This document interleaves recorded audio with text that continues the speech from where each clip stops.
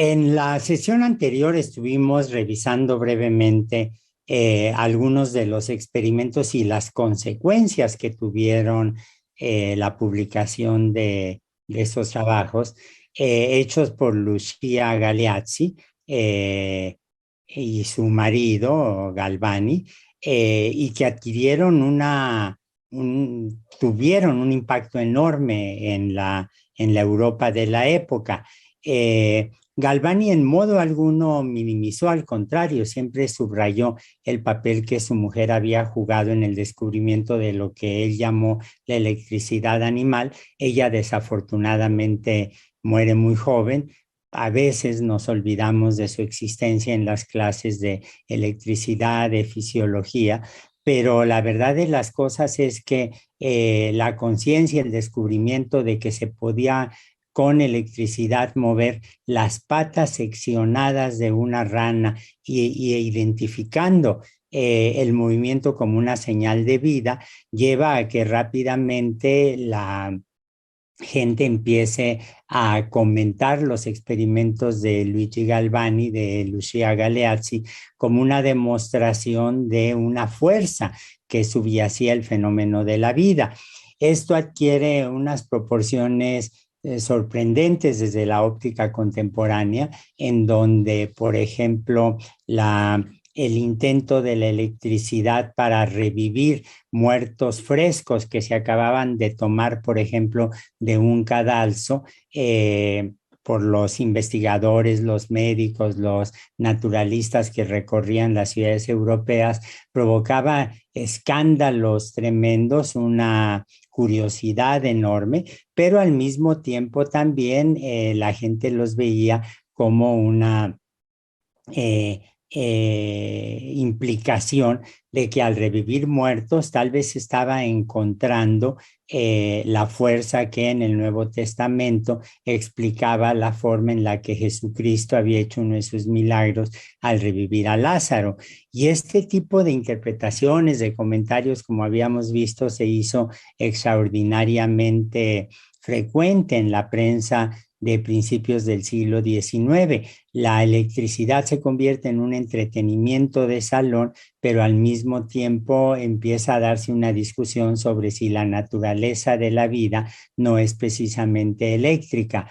Esto habíamos visto que es desarrollado de una manera completamente laica por William Lawrence, un cirujano muy famoso inglés que es reivindicado cuando detalla sus argumentos ante la Real Sociedad de Cirujanos.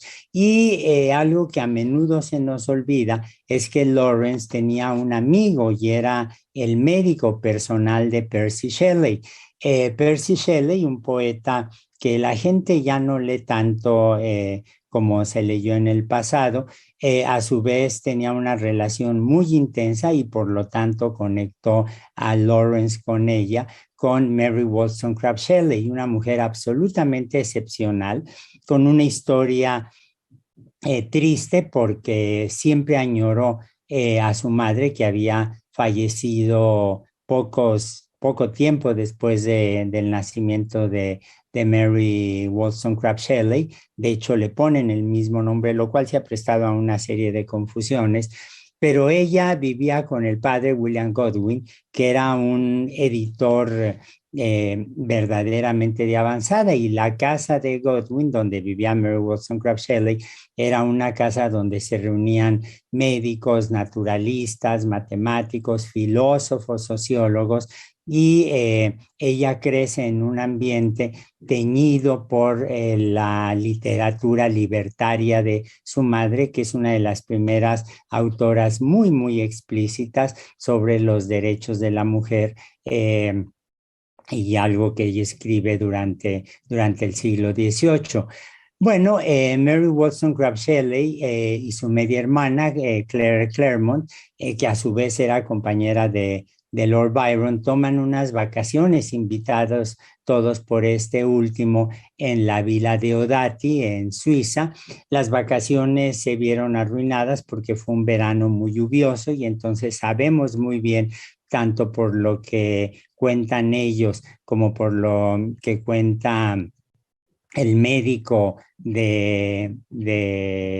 Lord Byron que los acompañó, y se pasaban todas las tardes, las noches, platicando al calor de la chimenea, tomando té, y la capacidad de cronista de la Shelley era absolutamente extraordinaria.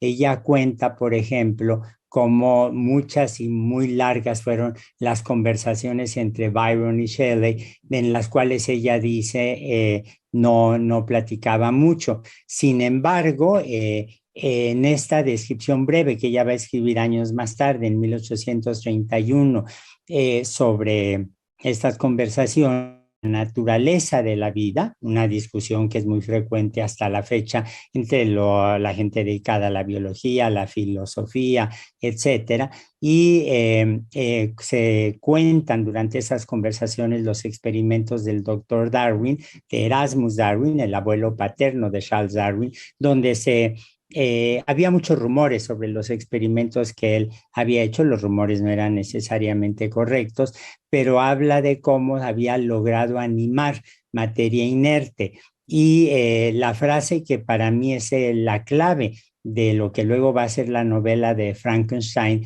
es precisamente cuando Mary Wollstonecraft Shelley, aquí dejé la firma tal como ella lo hizo, Mary Shelley, dice: el galvanismo había dado muestra de tales cosas. Tal vez las partes componentes de la criatura podrían fabricarse, juntarse y dotarse de calor vital. Y esto ves en unas cuantas líneas el resumen de esa novela tan extraordinaria que es Frankenstein, el moderno Prometeo, que se hizo desde luego famosísima en el libro. Es a veces presentado como una novela de ciencia ficción, se ha presentado como una metáfora de la Revolución Francesa, de cómo la criatura se puede volver en contra de su creador, etcétera. Pero la novela, en cuanto es publicada, alcanza un éxito extraordinario. En la introducción, Mary Wollstonecraft Shelley, o tal vez Percy Shelley, y aquí hay una serie de dudas, dicen: el evento en el cual esta ficción está basada ha sido supuesto por el doctor Darwin y algunos escritores fisiológicos de Alemania como algo que pueda ocurrir. Bueno, cuando Shelley publica su novela, cuando Mary Wollstonecraft Shelley publica su novela, hay dos fenómenos que contribuyen a hacerla extraordinariamente famosa, además de su calidad, por supuesto. Uno, se transforma en una obra de teatro, en primer lugar, y dos, ya los periódicos se publicaban en Inglaterra con una enorme frecuencia. Y cuando uno ve las imágenes de la época, los grabados de la época son absolutamente fascinantes, porque pueden ver aquí, por ejemplo, en esta imagen contemporánea a la publicación del libro, cómo el doctor Frankenstein está asustado de ver cómo el poder de la electricidad que es generada atrás en un laboratorio, en un gabinete, en medio de libros, en fin, la criatura, que es el nombre correcto, la criatura es devuelta a la vida y es retirada del mundo de los muertos. De hecho, si ustedes se fijan en la pierna izquierda de la criatura, se alcanza a ver todavía la carne, los tejidos musculosos que están apenas cubriendo una pierna que se está reencarnando. Como les decía, ha habido muchas lecturas, muchas interpretaciones de la novela. Hay quienes dicen que fue un acto de previsión de Mary Wollstonecraft Shelley, lo cual a mí me resulta absolutamente imposible de creer, en donde ella veía como, por ejemplo, lo que luego serán los organismos transgénicos se van a volver en contra nuestra. Habla, por ejemplo, hay quienes dicen que, como ya mencioné, que es una metáfora de la Revolución Francesa que terminó devorando a sus promotores. Una de las interpretaciones más peculiares que recogió el Times Literary Supplement hace unos pocos años es la de una feminista que decía que es la demostración de lo que ocurre cuando un hombre quiere generar la vida sin la participación de las mujeres.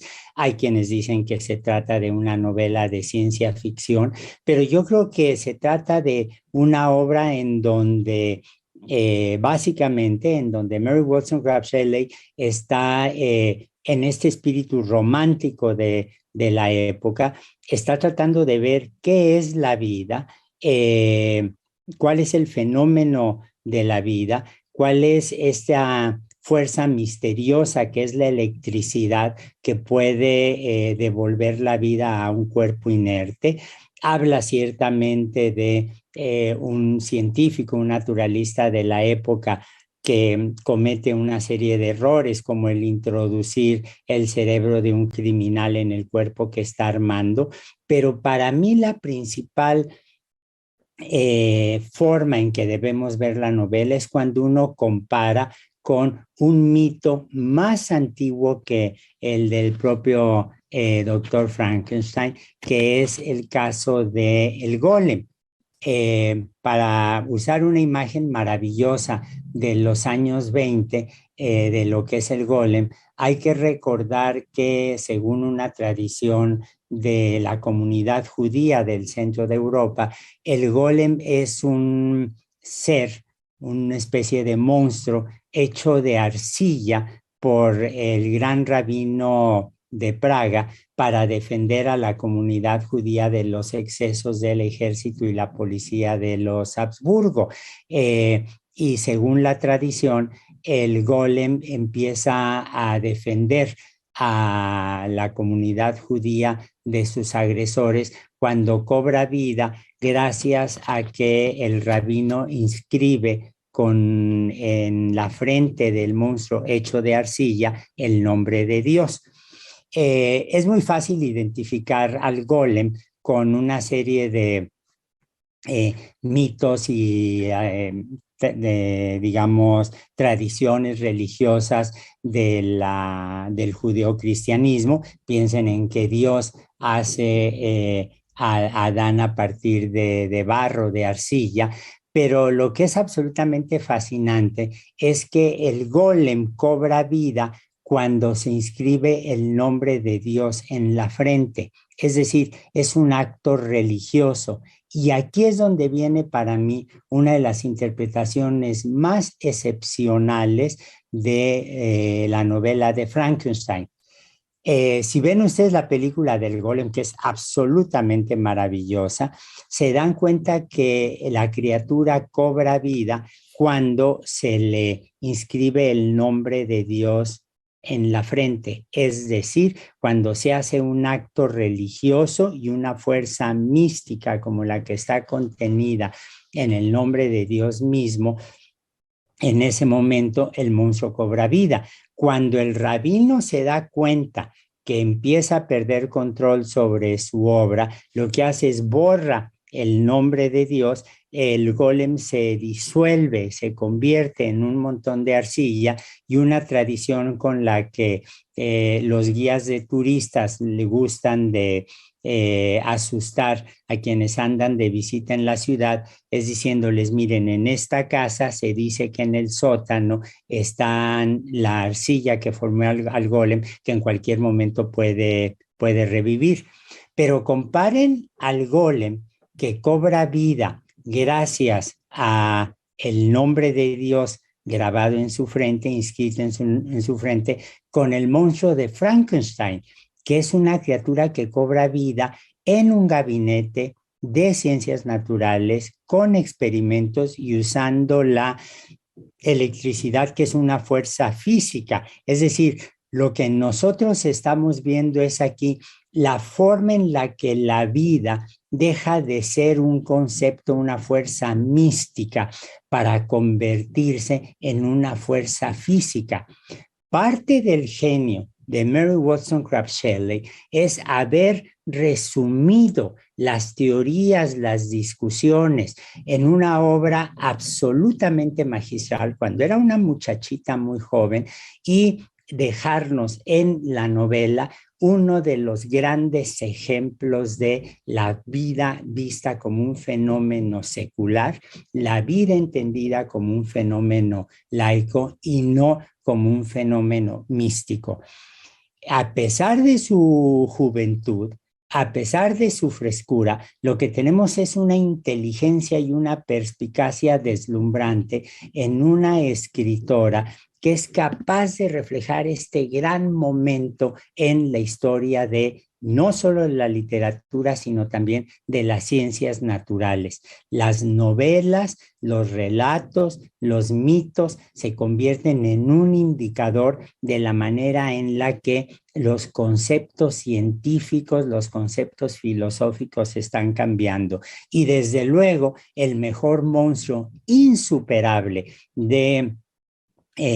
del cine representando a la criatura del doctor Frankenstein es Boris Karloff, esta figura absolutamente inimitable en donde pueden ustedes ver las tuerquitas que le ponen los productores de la película en el cuello para que allí precisamente las descargas eléctricas de los rayos que se dan durante la tormenta en la que cobra vida, y no hay que olvidar que la película es absolutamente deslumbrante. El director, usa una atmósfera absolutamente extraordinaria y Boris Karloff es un actor paradigmático que se va a convertir en lo que luego vemos como el mayordomo de la familia Adams y como el monstruo que nos va a perseguir en caricaturas, en historias, en novelas, etcétera. Se dan ustedes cuenta que la mejor representación de este momento mágico, cumbre, especial en la filosofía de la ciencia justamente se encuentra en una novela.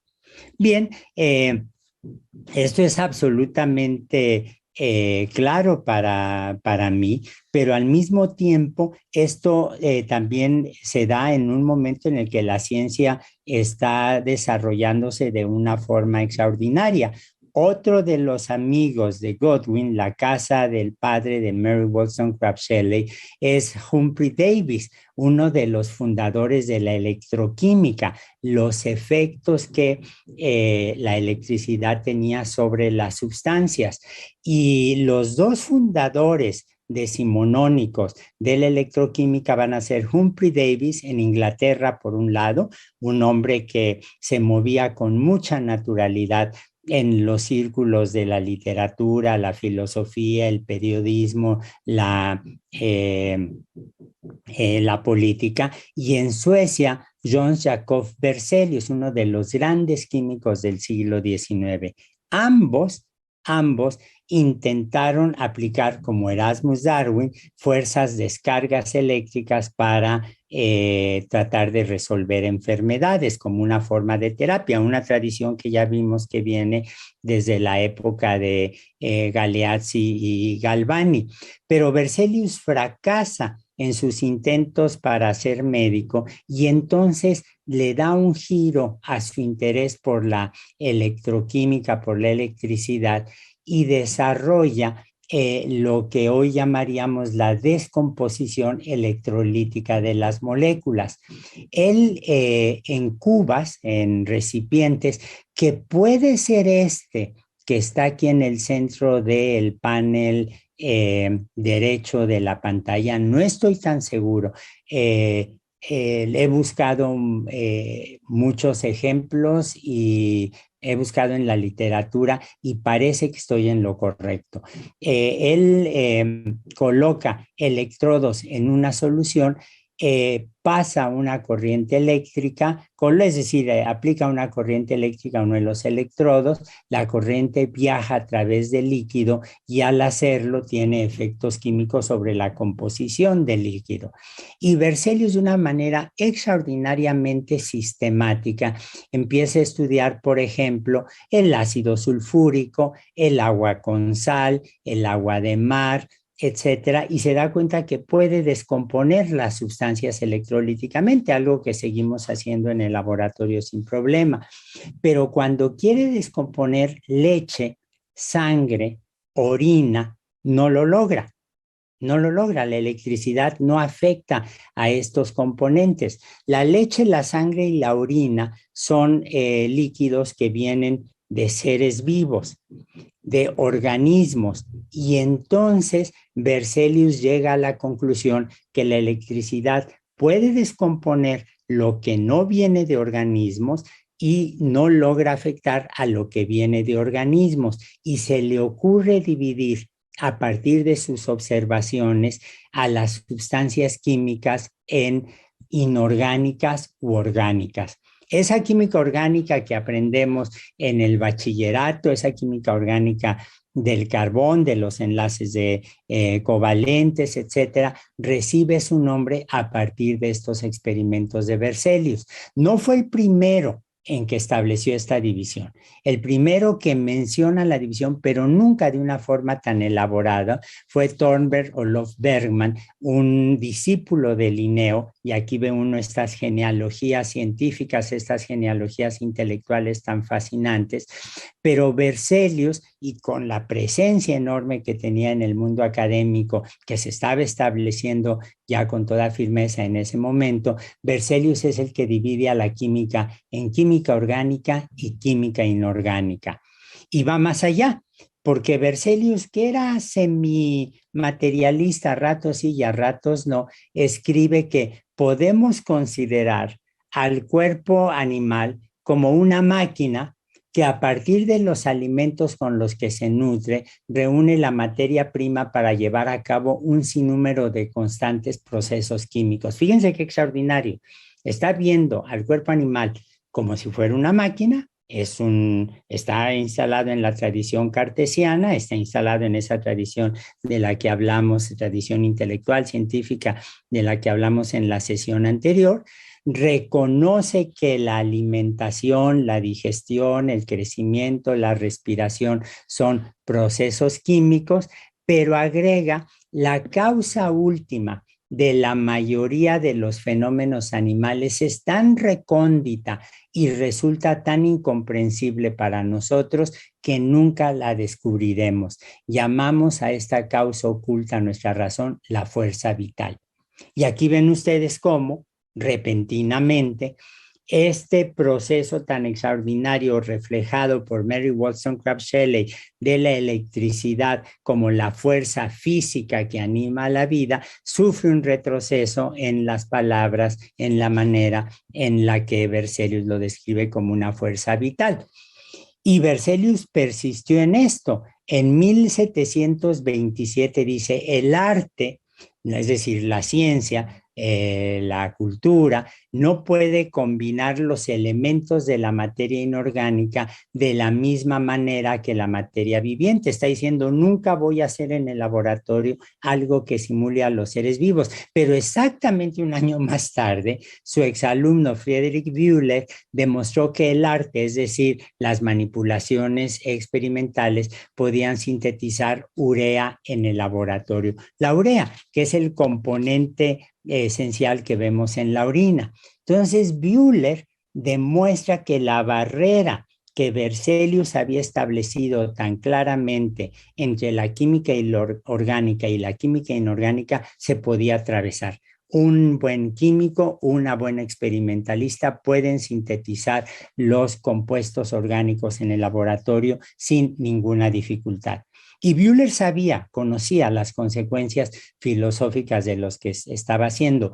Está fundando las síntesis orgánicas que ahora subyacen, por ejemplo, la generación de medicamentos, la generación de sustancias para la agricultura, etcétera, pero en realidad esa síntesis que logra en el laboratorio es un hito en la historia de la ciencia, y sabemos que a partir de ese momento realmente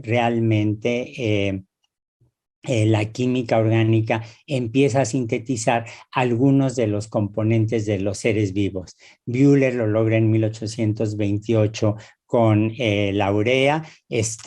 Adolf Strecker, en 1850 sintetiza la alanina, uno de los aminoácidos, uno de los componentes de las proteínas, y Butlerov, de origen alemán, que había emigrado, como ocurrió tantas veces en la historia del Imperio Ruso, había emigrado a San Petersburgo, donde había un grupo poderosísimo de químicos y de físicos, logra demostrar que el formaldehído, esta sustancia que se usa en los laboratorios para preservar restos de animales o de plantas, en realidad se podía transformar en azúcares. De hecho, los azúcares los llamamos carbohidratos, carbonos hidratados, y si ustedes se fijan, el formaldehído es un átomo de carbono con una molécula de agua, H2O. Es decir, está demostrando que puedo sintetizar toda una gama de azúcares, hay la alanina y la urea que se forman en el laboratorio. Estas reacciones que ven ustedes aquí son reacciones que quienes trabajamos en origen de la vida pensamos que pudieron haberse dado en el planeta. Y de hecho, Jacques-Louis Proust, un químico absolutamente extraordinario que fue alumno de Lavoisier, trabajaba en química tratando de enseñarle a hacer pólvora a los soldados españoles, porque el conde duque de Aranda, cuando estuvo como embajador de la corte francesa en la corte española, le escribió a Lavoisier y le pidió que le recomendara a algún joven químico que fuera a España, al Alcázar de Segovia precisamente, para entrenar a los soldados. Y él sugirió a Proust. Y hay un experimento de Proust con ácido cianhídrico, donde él reporta la formación de distintos compuestos, pero que no caracterizó, compuestos que formaban una solución azulosa.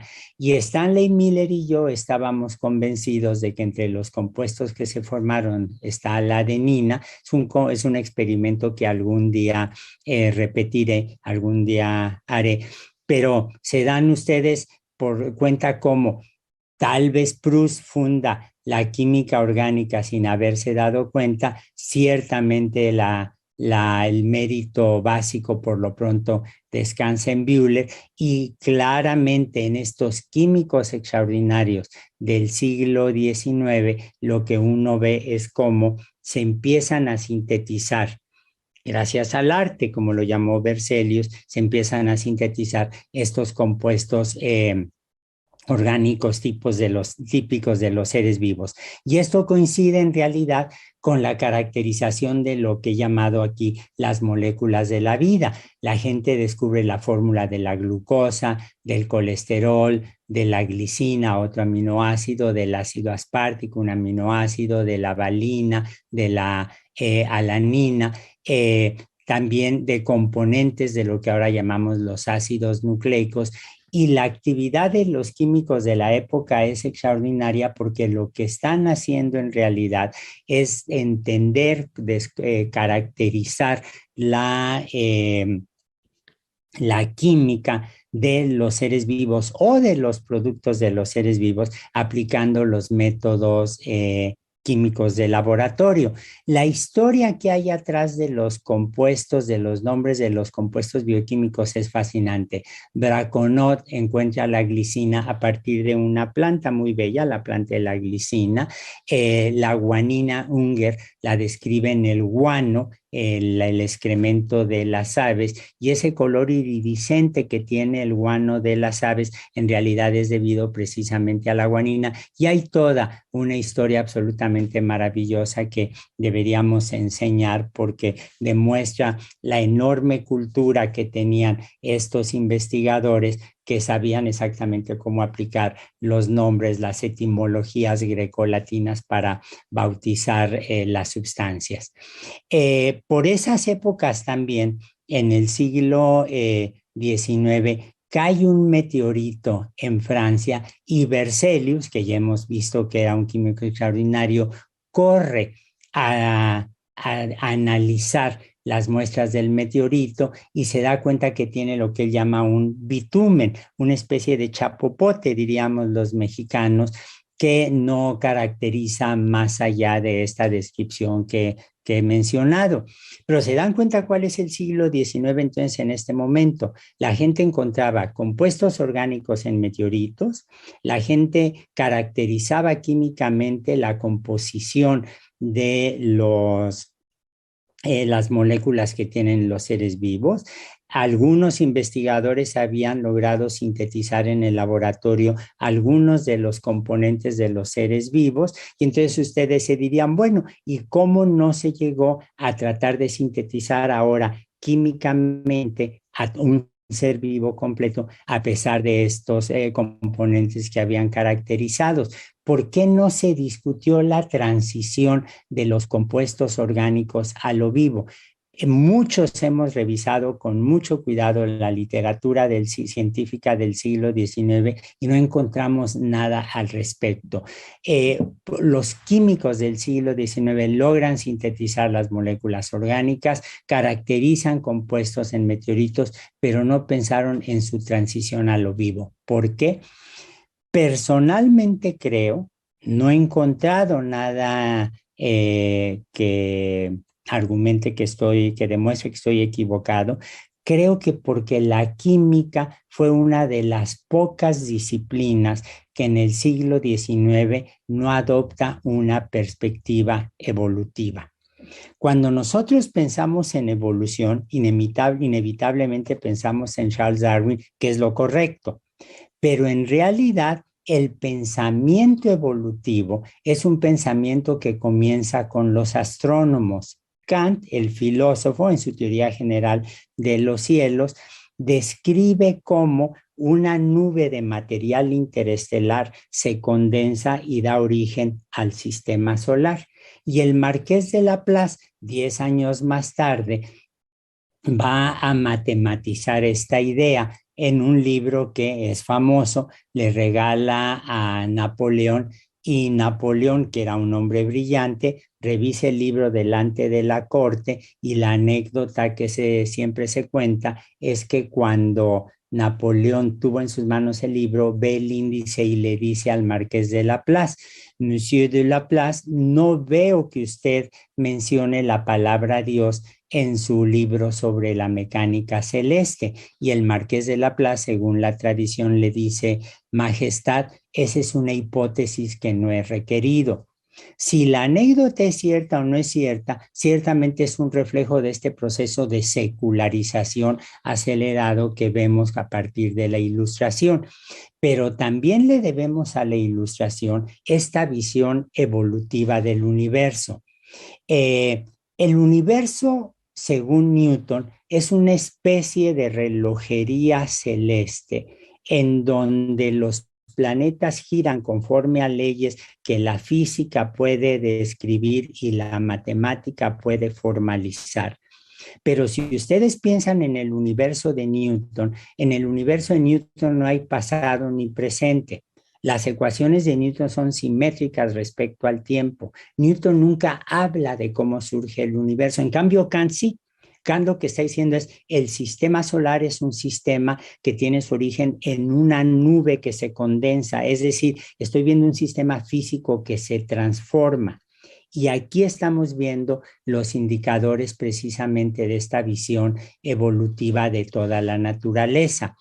Otro que le va a seguir es Malthus. Malthus, que tiene una fama terrible entre mis amigos muy de izquierda, porque Malthus es el que afirma categóricamente que las poblaciones crecen muy rápidamente, exponencialmente, y la técnica crece linealmente, y por lo tanto, dice Malthus, hay que controlar el crecimiento de la población. Y esto ha dado origen a una serie de reclamos muy intensos que hasta la fecha hablamos de la concepción malthusiana para controlar a los pobres y una especie como la conspiración capitalista del pasado en contra del crecimiento de las poblaciones y demás. Pero si uno lee a Malthus, lo que uno descubre es, en primer lugar, Malthus está hablando del desarrollo de una población y del desarrollo de la técnica, es decir, de la evolución de las poblaciones y de la evolución de la tecnología basada en la ciencia. Pero en segundo lugar, Malthus era profundamente religioso y le aterraba ver la mortandad infantil tan tremenda que había en su época. Estamos hablando de esta revolución industrial que se da en Inglaterra, y le preocupaba enormemente el destino de las familias pobres.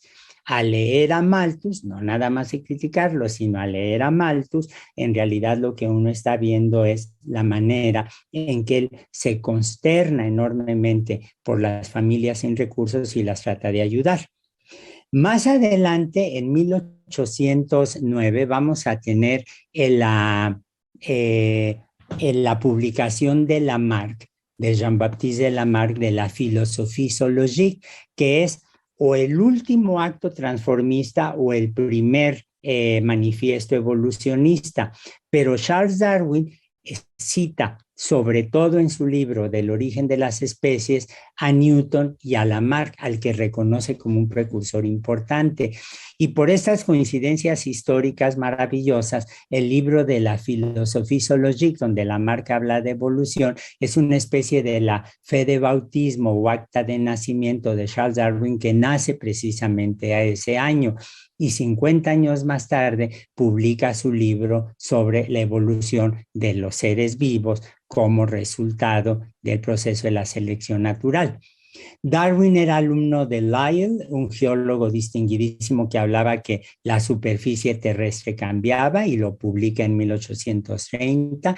En termodinámica, Sadi Carnot y Thomson, luego Lord Kelvin, van a hablar de que un sistema que esté aislado adiabáticamente el universo, un sistema donde no se estén intercambiando materia y energía, lo que vamos a ver es un sistema donde el desorden crece, es decir, un sistema físico que está evolucionando. Spencer habla de la evolución de los idiomas, desde luego que Marx y Engels, que mis amigos muy de izquierda adoran con pasión sin igual, hablan de la evolución de las sociedades como resultado de la evolución de los medios de producción.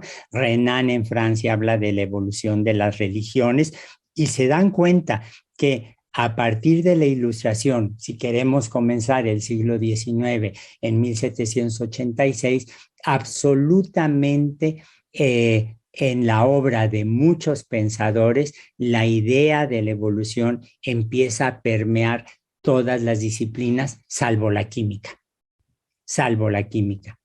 Yo creo que esta ausencia de la química, de una perspectiva evolutiva en la química, es la que nos va a explicar precisamente el que los investigadores de la época no se hayan preocupado por tratar de entender la transición de lo químico a lo vivo. Pero lo que estamos viendo en esta descripción, en este resumen que he hecho, que se debe básicamente, en particular, a la obra de Richard Lewontin, un evolucionista, un genetista fallecido hace un par de años. Lo que estamos viendo es de nueva cuenta como las dos grandes consecuencias científicas de la Ilustración fueron el desarrollo de una perspectiva temporal e histórica de la biología, es decir, el desarrollo de una teoría de la evolución, y el afianzamiento de la visión secular de las ciencias de la vida, que podemos ver reflejado gracias a esta obra extraordinaria de Frankenstein de Mary Wollstonecraft Shelley.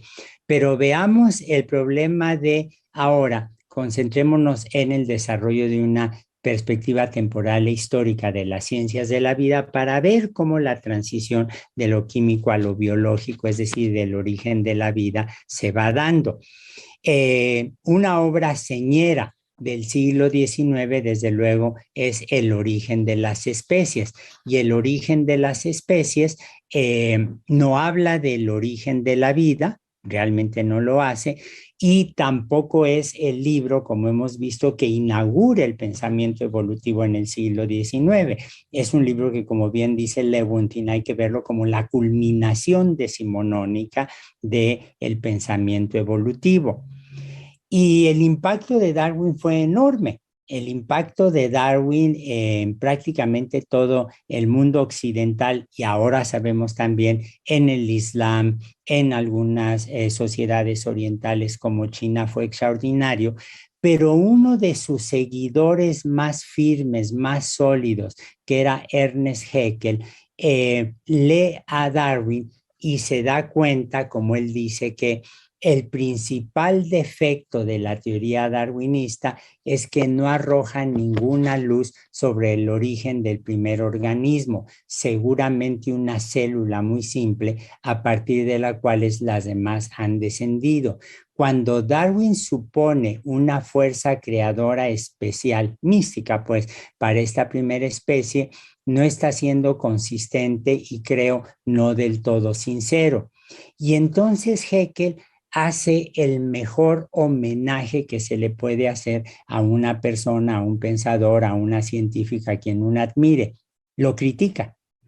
Y lo critica decidiendo que se va a dedicar a estudiar precisamente el problema del origen de la vida, entre otras cosas. Darwin tenía microscopios, los microscopios son antiguos. Haeckel también tenía mejores microscopios, pero además Haeckel estaba perfectamente consciente del desarrollo de la teoría celular. Y como Haeckel conocía perfectamente bien el mundo microbiano, Haeckel se da cuenta que la división que usamos entre animales y plantas es una división que no nos sirve del todo, dados los avances científicos. Eso es el reflejo de una taxonomía natural que ustedes ven reflejada, lo mismo en los cursos de biología cuando se habla de plantas y animales o cuando van al mercado, porque si ustedes van al mercado van a ver cómo las marchantas, los marchantes tienen perfectamente dividido la zona del mercado en la zona de las plantas y en un lado ponen la zona de las verduras y en otras la zona de las frutas y luego siempre están esos puestos que ahora están llenos de budas de plástico, imágenes de la Santa Muerte, pequeñas pirámides transparentes, etcétera, que son los puestos de plantas medicinales. Pero hay una división muy clara de las plantas y si se fijan en la sección de los animales, verán que en los mercados tenemos la sección donde se venden, por ejemplo, la ternera y el cerdo, van a ver la sección donde se venden los pescados y mariscos y otro para los puestos de los pollos. Estoy viendo aquí el reflejo de lo que los biólogos llaman una taxonomía folk, una taxonomía popular, una taxonomía que en términos pragmáticos es extraordinariamente útil. Claro que en todos los mercados siempre está el puesto de los oaxaqueños, que representa toda una categoría en sí mismo en términos de lo que uno puede comprar.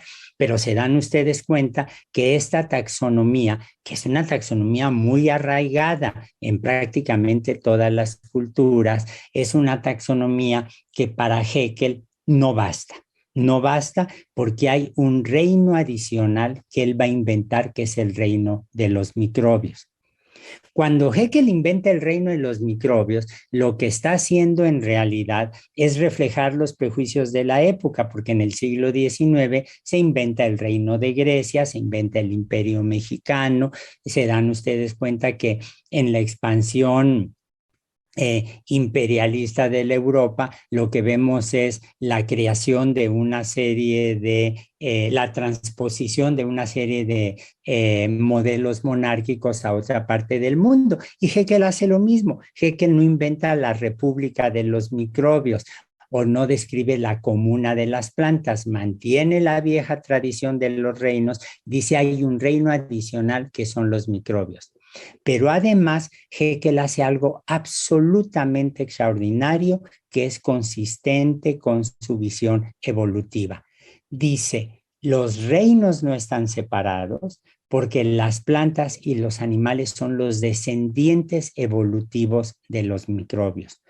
Conecta los tres reinos que acaba de inventar con la teoría de la evolución y dice plantas y animales descienden de los microbios.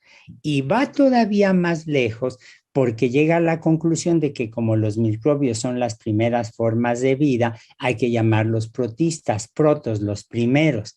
Y en una forma en que no fue totalmente consistente, pero no se le puede culpar, es que a veces habla de los monera, como la idea de los mónada, de las mónadas, esta idea muy extendida en la filosofía de la época, en donde él dice, aquí voy a tener microbios a los que no les veo núcleo, lo que ahora llamaríamos bacterias, por ejemplo, o arqueas, de las que platicaremos un poco más adelante.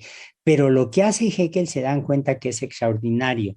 Inventa un reino nuevo, microbios, protistas, reconoce subcategorías, pero dice plantas y animales comienzan a partir de la evolución de distintos protistas. Y cuando Haeckel se da cuenta de la extraordinaria arquitectura que pueden tener algunos microbios, publica una serie de imágenes de una belleza extraordinaria, donde los heliozoarios, los foraminíferas, una gama enorme de microorganismos son representados de una belleza verdaderamente sin igual. Pero además, esta representación del mundo microbiano de Haeckel se vuelve tan famosa que impacta la arquitectura y la decoración. Es muy fácil reconocer en algunos ejemplos de la arquitectura o la decoración Art Nouveau la influencia de Haeckel. Por ejemplo, entre los microbios que él describe con estos dibujos maravillosos como los citoideas, se basa René Binet para hacer la puerta de entrada de la Exposición Universal de París con la que comienza el siglo XX. Si ustedes se fijan, por ejemplo, en la estación del Metro de Bellas Artes que nos regaló la ciudad de París hace algunos años, se darán cuenta que hay toda una decoración típicamente Art Nouveau, o lo que los franceses llaman el estilo Liberty, que es precisamente el reflejo de la influencia de Haeckel en las artes, en la pintura, en la arquitectura o directamente en las artes científicas. La UNAM tiene asignado el Museo de Geología en el barrio de Santa María la Ribera, y ahí están unos paneles maravillosos pintados donde se reflejan las distintas épocas geológicas siguiendo los modelos de Haeckel, paneles que hizo en nuestro caso José María Velasco, cuyos bocetos están, por cierto, en el Museo Nacional de Arte que está enfrente del Palacio de Minería, que también es de la UNAM. De manera que se dan cuenta que de repente este descubrimiento de los microbios impacta la evolución, impacta la taxonomía e impacta también las artes de una manera extraordinaria. Pero Haeckel va más lejos. Y en 1900, precisamente en el año en que se inaugura la Exposición Universal de París, Haeckel hace una demostración tajante, maravillosa de su materialismo. Dice, los elementos químicos que existen en los seres vivos son los mismos que hay en el mundo inorgánico. Es decir, no hay frontera entre lo vivo y lo no vivo. La vida orgánica es en sí misma un proceso químico-físico basado en el metabolismo o intercambio de material de estos albuminatos. Está pensando en las proteínas. Pero si ustedes se fijan estas primeras líneas, recuerdan extraordinariamente lo que dijo Berzelius. Pero mientras que para Berzelius esto constituía una barrera infranqueable, no para Haeckel. Dice, estos compuestos protoplásmicos de carbono se distinguen de la mayoría de las otras combinaciones químicas por su estructura molecular muy intrincada, su inestabilidad y su consistencia gelatinosa. Es decir, está hablando de las proteínas, está hablando de los geles. Y en algunos textos de los hermanos Goncourt, esta casa editorial, esta pareja de promotores de la escritura en Francia que persisten hasta nuestros días con una influencia enorme, se habla precisamente de los geles de consistencia gelatinosa, con palabras que casi parecen tomadas de Haeckel. Entonces, ¿qué es lo que está haciendo Haeckel?